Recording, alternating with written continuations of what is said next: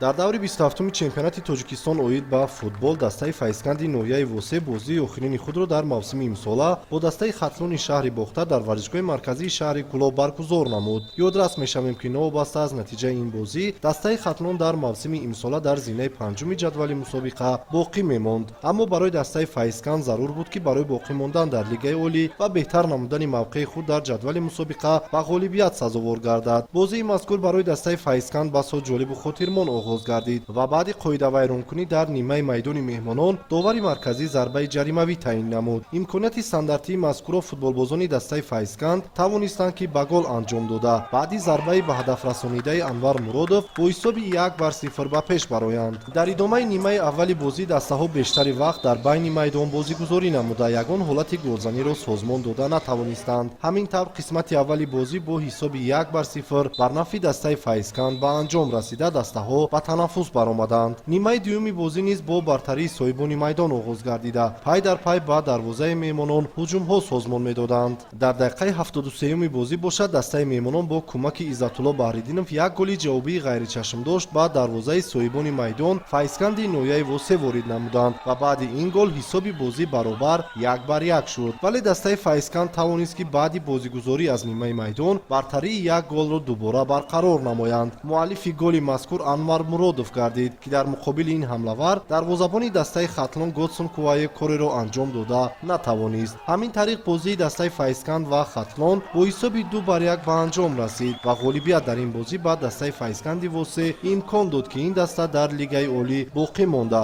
ҳамзамон мавқеи худро дар ҷадвали мусобиқот беҳтар намояд.